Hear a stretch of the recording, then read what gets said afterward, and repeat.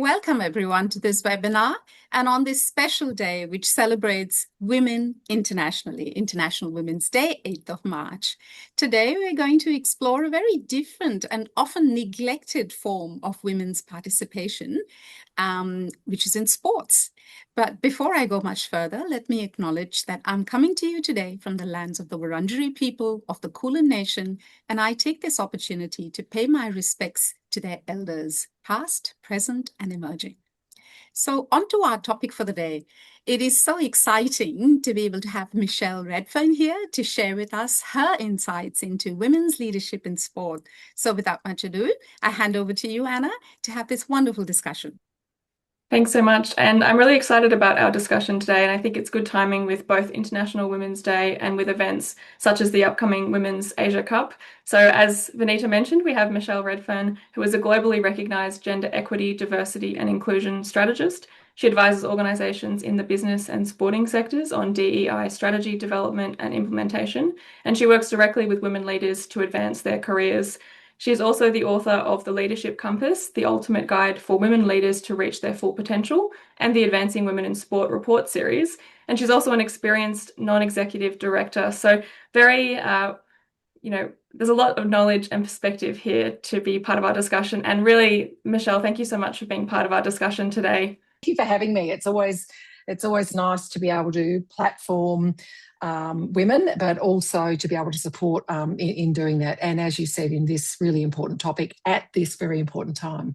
Absolutely. I think it's perfect timing for our discussion. And there'll be some people in our audience who haven't seen your work before. And I'd love to start us off by understanding what initially inspired your interest in leadership and the gender gap before we get into some more detail and some of my more specific questions today.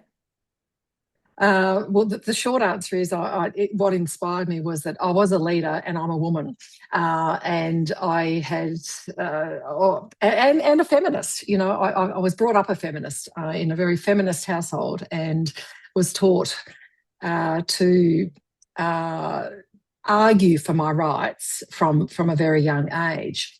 However, as life does, and you start to participate in life and work and sport and leadership, being a woman, I learned early on, wasn't necessarily my superpower. And I do remember my darling mum giving me advice once that said, you know, Michelle, I read something once that said, women have to work twice as hard to be considered half as good as men.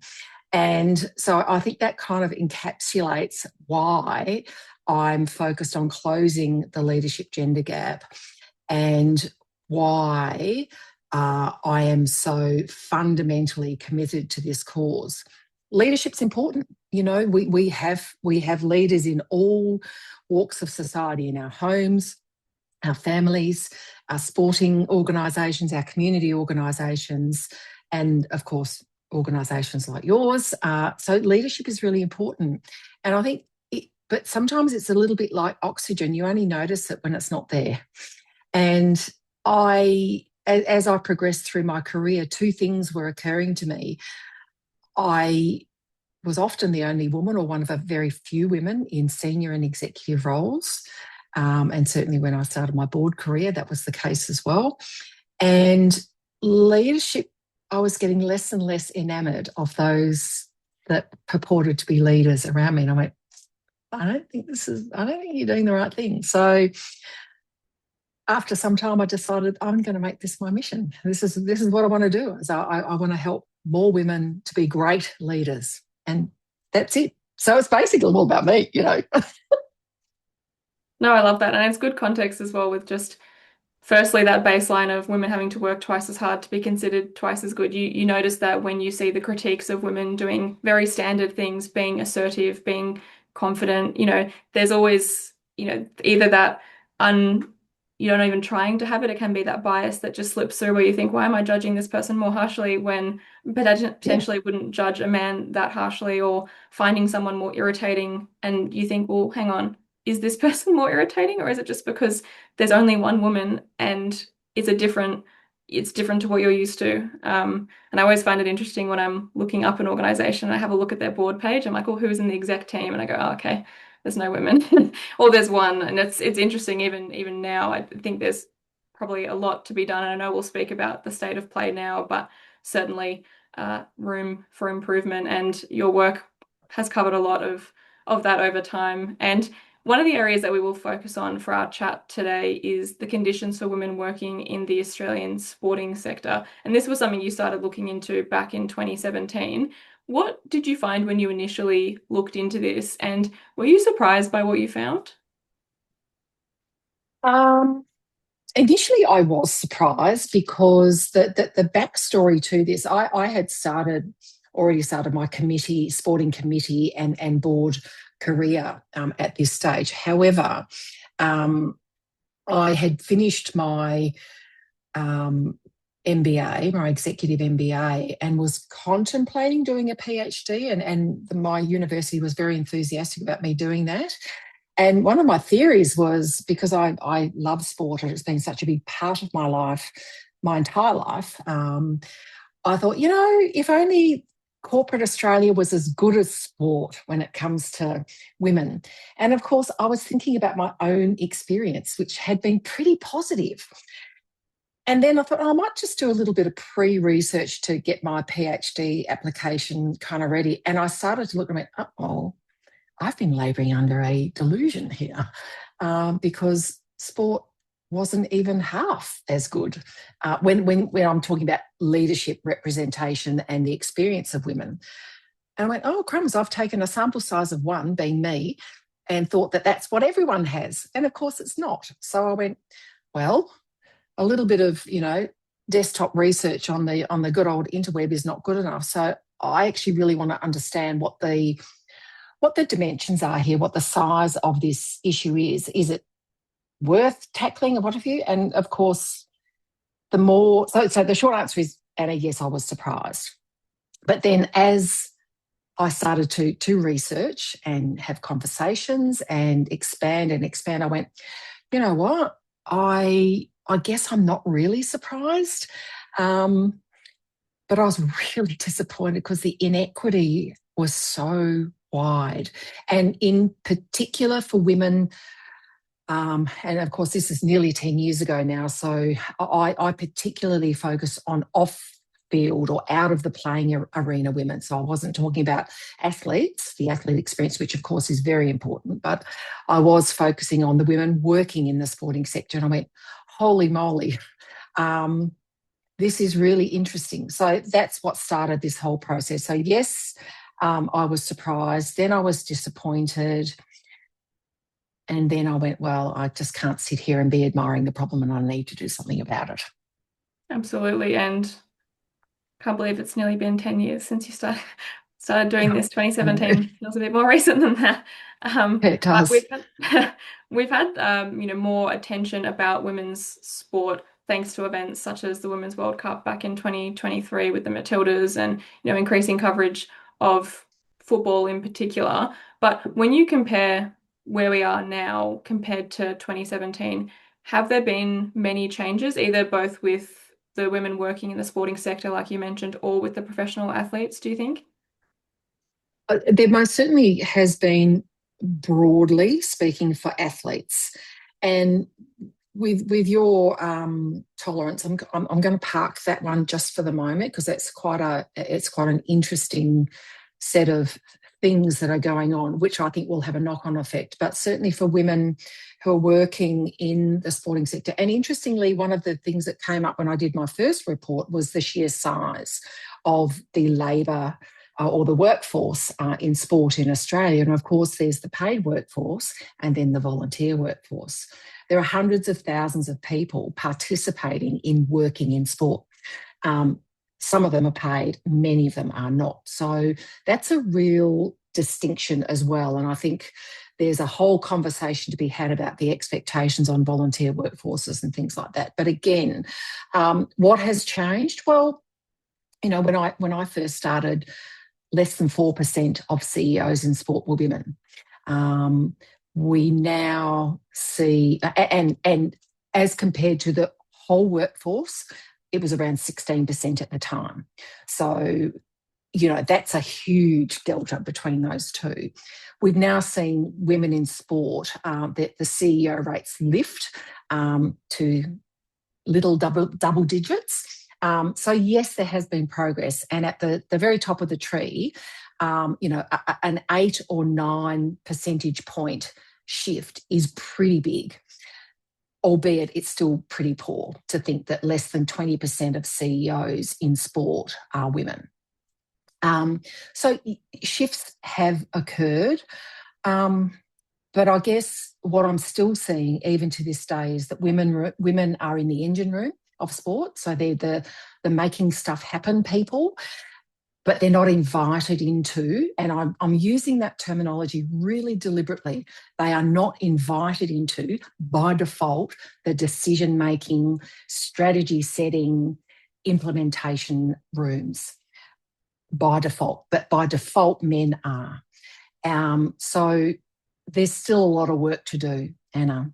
Yes, there's been progress, and I think we should always celebrate progress, but I'm a particularly, well, Vinita knows we've worked together before, I'm particularly dissatisfied with the status quo at any given time, and particularly when it comes to the pace or the rate of change when it comes to increasing women's representation. I think it's been too slow. Yeah, that's still such small numbers. Out of interest, why do you think participation, or why do you think there is such a small proportion of women who are CEOs in sport? Well, there's typically 3 main reasons why we see a leadership gender gap. And the first is the system. And the system is quite literally, and it's not a system, an IT system, it is quite literally the way we look at, build policies, build processes, talent development pipelines, the way we do stuff to build a talent pipeline has not had a gender lens applied to it. And it's, to get to someone, for someone to get to CEO, there's a lot of water that's got to go under the bridge, and you've got to be exposed to a number of different learning opportunities, positional opportunities. You've actually got to be have the opportunity to participate in the development experiences that will get you ready for those C-suite positions. And without a gender equity lens placed over all of our policies and procedures, now here's a word that might make everyone's skin crawl: merit. We talk about merit. The most meritorious person for the job was XYZ. Well, I want us to stop talking about merit unless there's a really strict criteria, which it often is not. And I want us to talk about equity. And equity means we've got to address gaps. We've got to address past wrongs. And it means making tougher decisions at every layer to get more women into that pipeline that will result in those C-suite roles. So our systems get in the way, and leading on from that is mindsets. So the mindsets of, all of us humans have mindsets about women, about their place in society. And there's a catalyst in the US, have a set of data around men take charge, women take care. And that's a mindset. So men make most of the decisions, and women can do the enabling work. And that manifests in all sorts of different ways. Oh, Michelle, you're such a great communicator. Let's put you into the comms team, or let's pop you into marketing to talk to the sponsors. But we won't get you involved with designing the on-field thing or the strategy to build the business.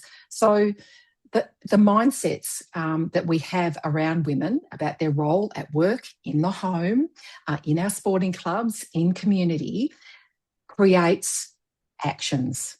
And those actions have consequences. So if we don't examine how we feel about a woman's place in society, and of course, women aren't one homogenous group. So, and the example I often give is, I could have a mindset as a woman now on the other side of all of this. Well, I had to do it tough. I had to have little kids and babies and have no childcare or pay exorbitant. So if I've done it tough, you should do it tough, Anna. That's a mindset and I might not actually be saying that out loud, but my actions will dictate that. Well, Anna, I won't. You've got little kids. I know you're not focused on work.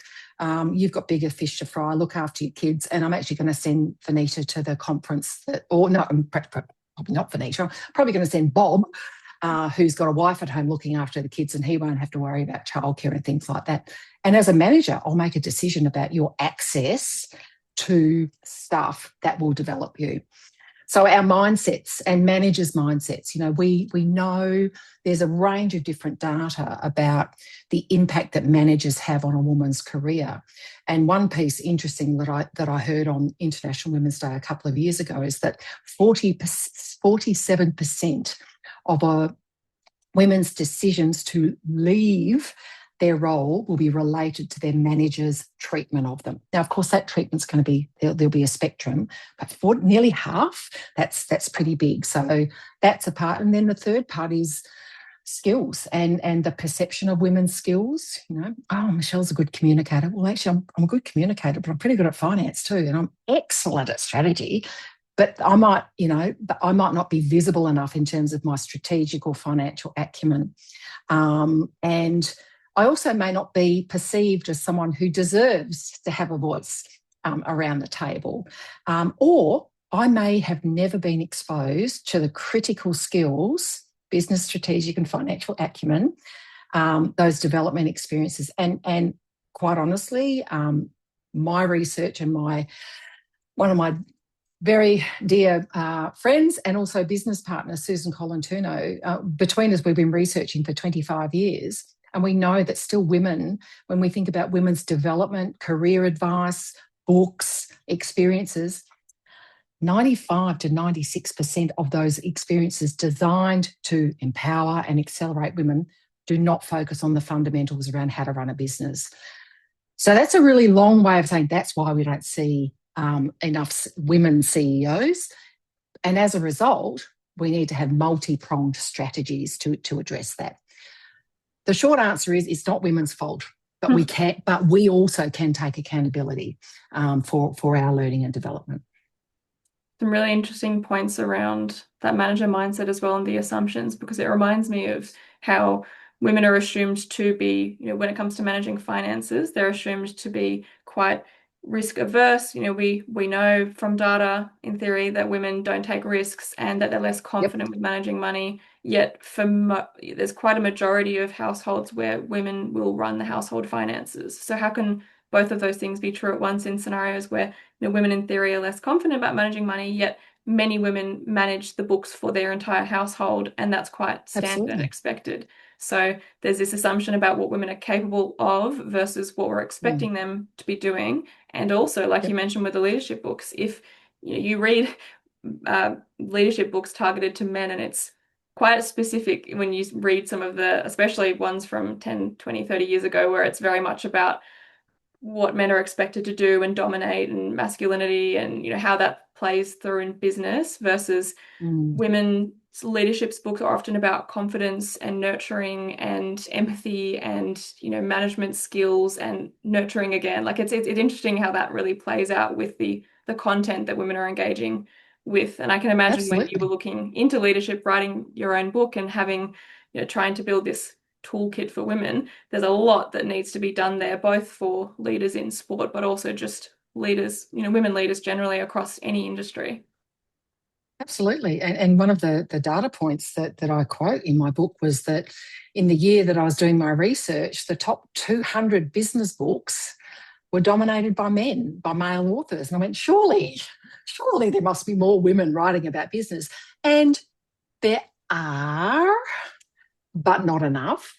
And of course, then that led me down a whole rabbit hole around the publishing industry and how publishers approach women and what they ask women to write about versus what they ask men to write about. So you're right, Anna, it comes through in all sorts of different ways about what we expect women to do and what we expect men to do. And the reality is, people of all genders, well, if I just talk about binary gender at the moment, male, female, women, men, we're all locked in a cage about, rigid gender stereotypes lock us into sets of behaviours, and it's very difficult to deal with the pushback or the backlash when you behave differently. So there's that mindset, when you behave differently than people expect you to do. And I have encountered that my entire career, but never really understood why. People said I was feisty or, a bit tough or, doesn't tolerate fools gladly. And I just think, but neither does my friend Colin here, but why doesn't he get the criticism? That's why, because I was behaving very differently to how women behave. Conversely, if my friend Colin was collaborative, really compassionate and, one of those great, empathetic, high EQ leaders who are, he's a bit of a weirdo. Come on, be a real man, And of course, being a real man in Australia underpins many, many, many deeply problematic behaviours that we see that have impact on women and children.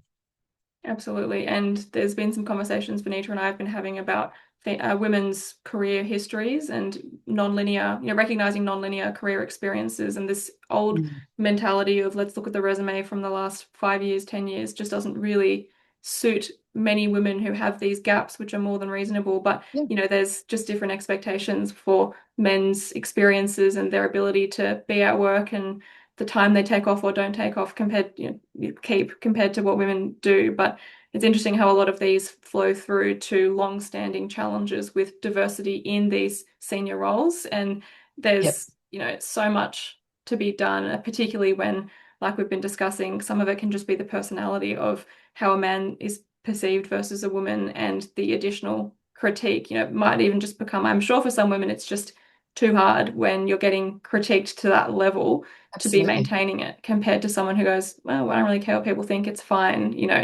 There are different consequences. Yeah, absolutely. And, and I think the C word, confidence, is one that I get very energised about because, of course, confidence is often talked about in the context of women. And I, my advice to leaders at any level, but particularly those towards the top of an organisation, is please do not assume a woman is not ambitious. Please don't assume she's not confident. She may well just be exhausted from having to front up, show up, battle for, argue for, just to justify her existence in rooms. And sometimes we just go, you know what, I'm out. Now, that fact of women saying I'm out happens in all sorts of different ways. But for me, I think, yes, I'm very, very, very keen to see more women in the C-suite. And it's not just about representation for me. Women are retiring to poverty in Australia. And the gender pay gap and the lifetime earnings gap based on gender, and all of these, the system, the mindsets and the skills all lead to potentially long-term financial insecurity for women. And that is really bloody serious. And it's quite interesting. Sometimes, because women have mindsets about the work that I do too, they'll say, oh, but Michelle, not everyone wants to be a CEO. And I go, but would you like to live in your car when you're retired? And they go, what do you mean? I went, okay, let me step you through this. Because let's imagine you've got 2 children like I have, and like I did, you took 2 periods of time out of the workforce. Number one, you weren't earning during that period of time necessarily. I certainly wasn't the first time around. I was the second time around because I had a government job, but I wasn't contributing to superannuation. So I've got 2 years of non-contributions to my superannuation from my late 20s, mid-20s, late 20s. Compounding interest on those potential, contributions, and it's pretty easy to work out a compounding, take $1 and add a compounding interest formula to it, and you'll see how much $1 becomes 35 years later. It's hugely important. Now, you ratchet that up by, well, do I want to stay an entry-level call centre operator like I was at the time? Well, no, I'd actually like to earn more, provide for my family, but I also like to provide for myself when I'm now my age, or, in 10 years' time or whatever. Those gaps really matter. And so when I talk to women about this is not just a ladder climb. This is actually about your long-term, being able to live a life you choose, being able to reach your full potential. And so I'm getting a bit ranty now, Anna, but, I want to say to women, and to the women and men and others listening now, what does reaching your full potential look like, sound like, and feel like now, in a year, in 5 years, and in 10 years? And how does your work enable that? How does your pay enable that? And what might need to change? This is a really important part of the conversation. So it's not just about numbers and stacking more women at the top and women taking over. It's actually about fairness. Because right now, this is entirely unfair and it undermines performance. It undermines individual, team, and organisational performance.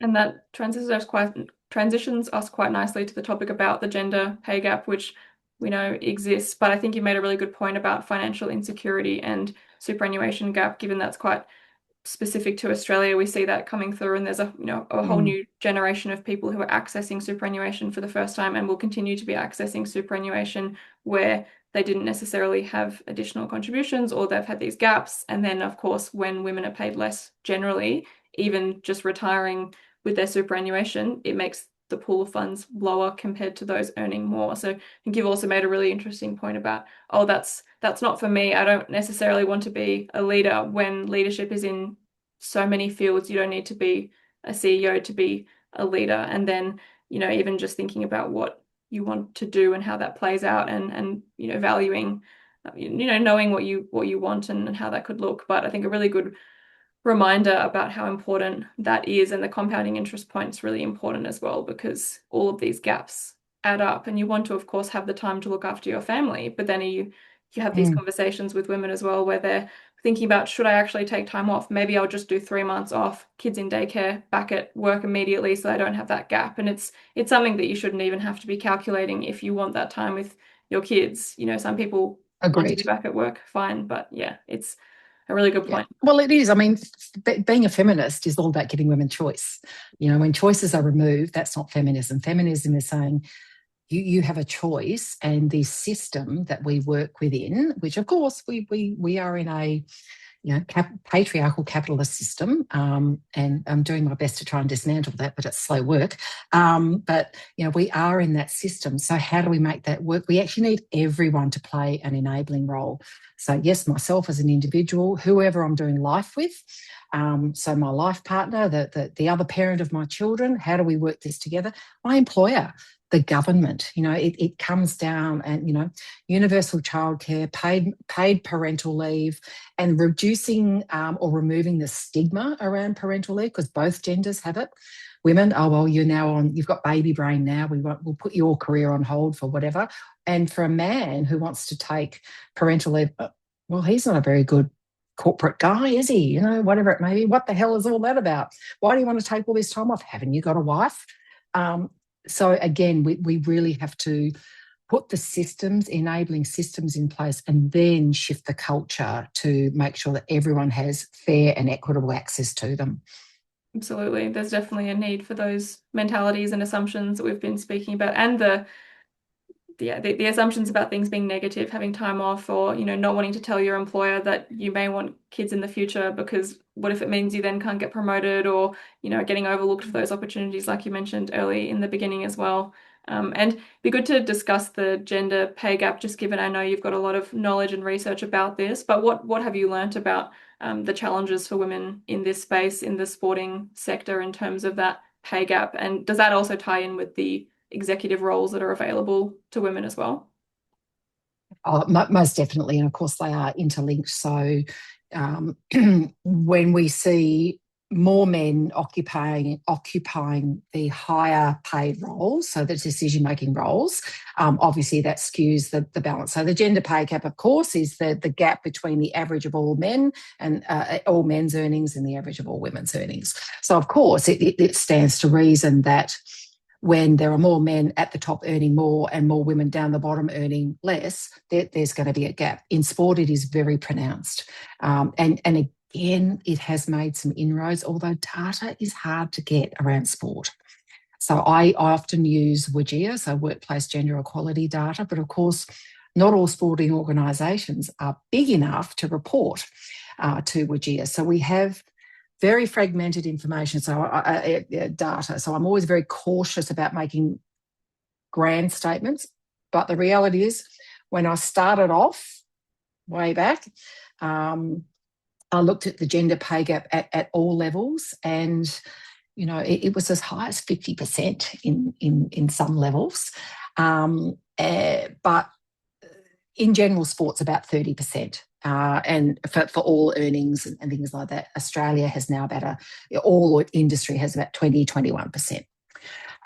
So yes, the gap is wider in sport in favour of men. I think where I'm most interested in the gender pay gap for sport is that, and I'll expand my scope again now to include athletes, female athletes, professional athletes, more often than not don't earn a living wage. So our male athletes are able to be an athlete full-time and earn, on average, very, very good, more than living wage. In fact, some of them are, extraordinarily well paid. But more often than not, female or women athletes cannot rely on sport as their sole income, which means they have to work second or third jobs, or they have to make other choices around, if I'm not earning a living wage, what does that mean? I have to go and live with some other people, mum and dad, or, whatever it may be. But that is creating, as we said before, that lifelong disadvantage. So if I'm a professional athlete who's a woman and let's say I've got a playing career from 18 years of age to 28, that's 10 years. And, I'll go back to my compounding interest. 10 years of really low pay, very low, or I don't even know, superannuation. We're certainly getting better at mandating superannuation and things like that. But women in sport are very vulnerable. Very vulnerable. And then, of course, when you look at the paid or the administration, non-athlete women, again, we've got the same problem. Entry level and in the mid, yes, the women are adequately represented, but of course their pay is not as high. So the gender pay gap is an output of the gender gap more broadly. And again, it impacts in so many ways. For athletes, for female athletes, if they do have to work second and third jobs, well, that means that's less time for fitness and skill and injury management. Then that can potentially impact their playing career. I haven't been able to do my fitness or my rehab, and now I've incurred an injury. So now I don't get paid because I'm not playing. So there's all sorts of other things. Or in their other jobs, they're often working in which we know women populate high-risk sectors. So insecure work, hospitality, casual work, contract work, things like that. And again, it's the gig economy on steroids. It's really risky and doesn't augur well for a long-term financial future. So it's a big sacrifice to make to say, I want to play the sport that I'm good at, gifted at, whatever it may be. But when I'm 60, I'm still going to be paying the price for that. So that's what really concerns me about the athlete side of the sporting system and their gender pay gap, Anna.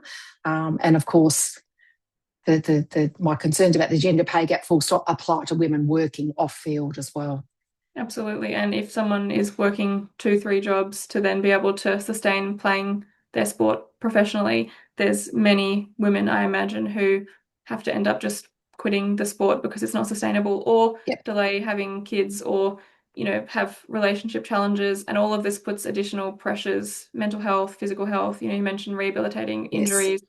How can you do that when you don't have time? So I'm just going to keep playing the sport, and then now I'm injured. And then, of course, with athletes, generally you get that challenge of people specializing in their sport, getting an injury, and then where do I work now? And there's already that challenge, I think, for people who have been playing sport, particularly when they start mid-teens. There's less opportunity to then suddenly jump into a corporate career straight away when they've been so focused on that sport. So it's multifaceted how many of these elements feed into these financial insecurities. But also, I think I'm making a really good point with the retirement element as well, because all of this ties into the superannuation gap as well, and how much women are able to retire with. And I suspect there's also a lot of lost talent, people who are, women who are well set up to be incredible athletes who just can't aren't given the opportunity to thrive, and then we miss out on seeing them on the field, in their area doing what they love, which is such a shame.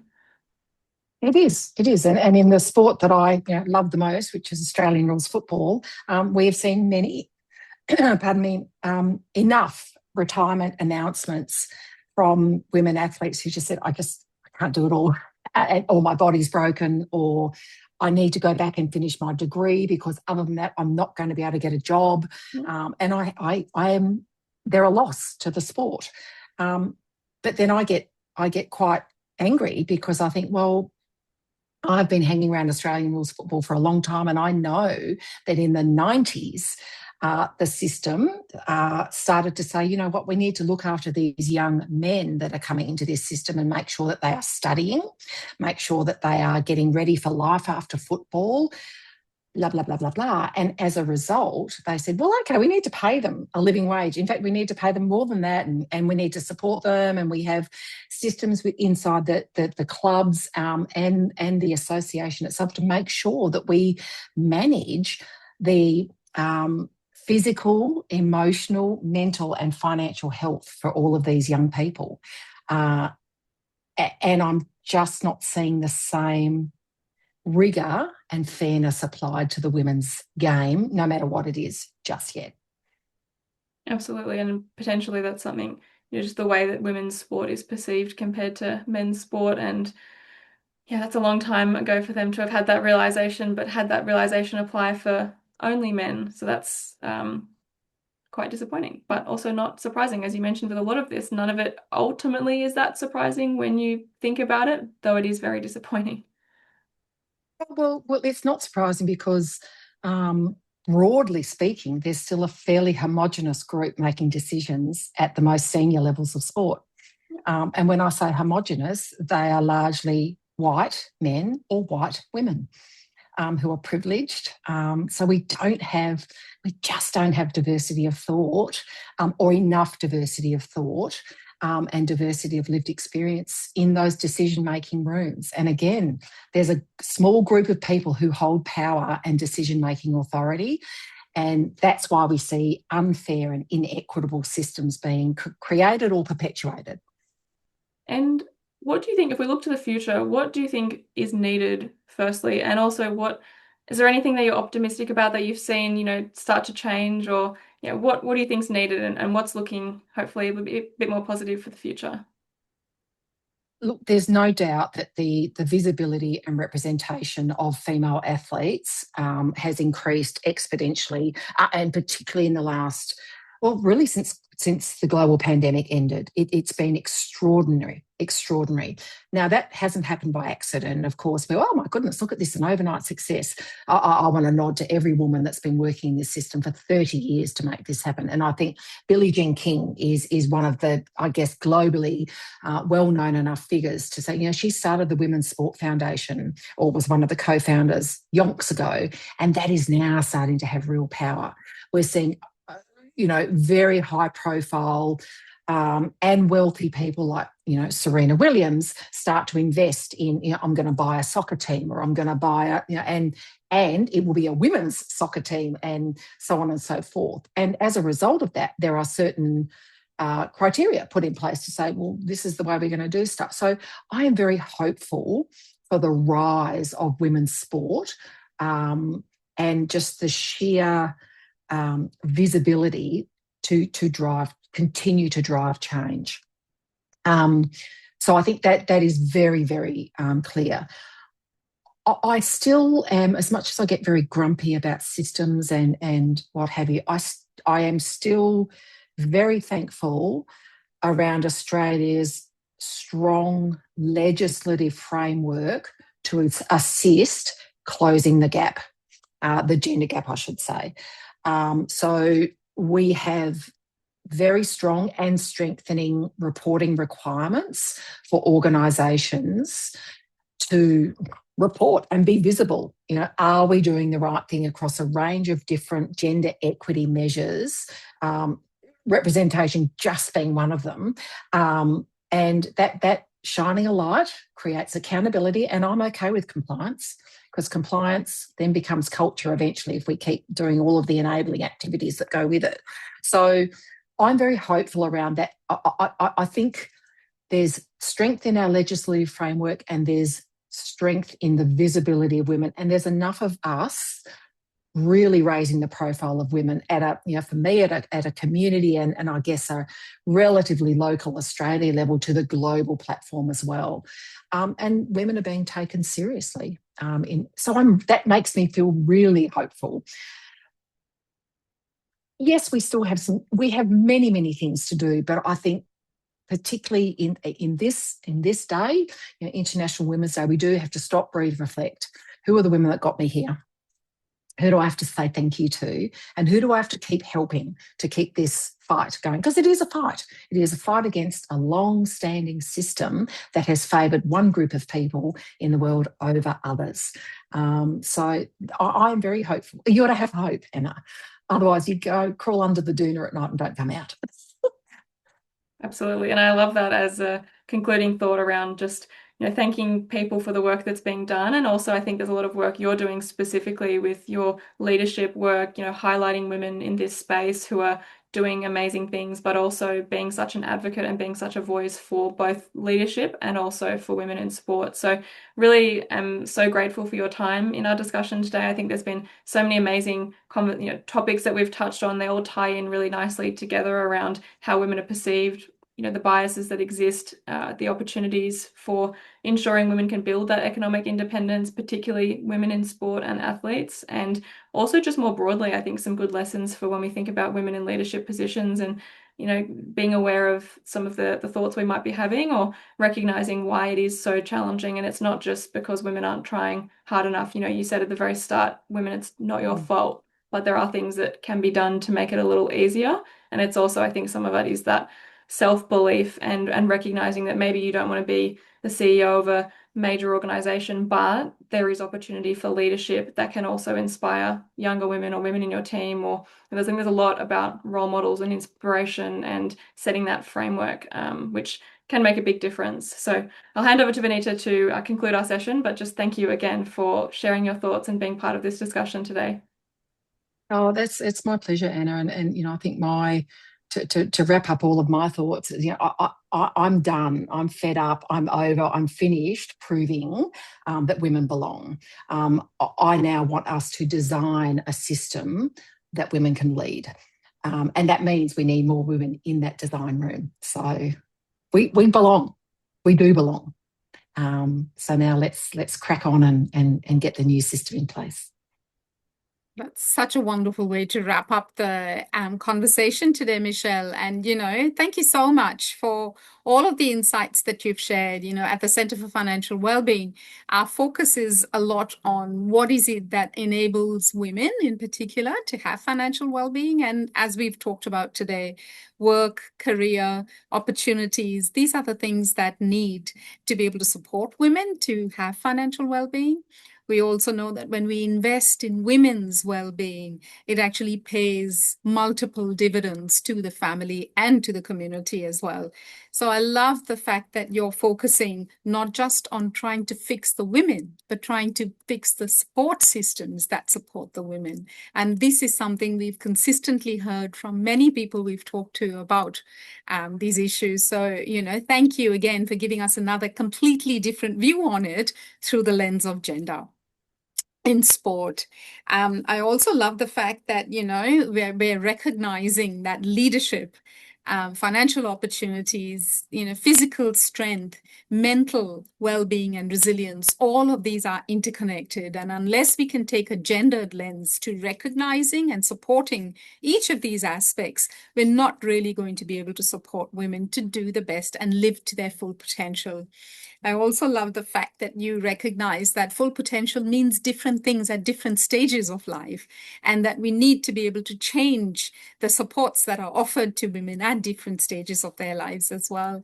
So, you know, like you, I'm really looking forward with hope to the future, because if we give up, who else is going to carry this forward? So I look forward to, you know, our children or the next generation enjoying the benefits of everything that all three of us have been working on today. So thank you, Michelle, and we look forward to having more conversations with you.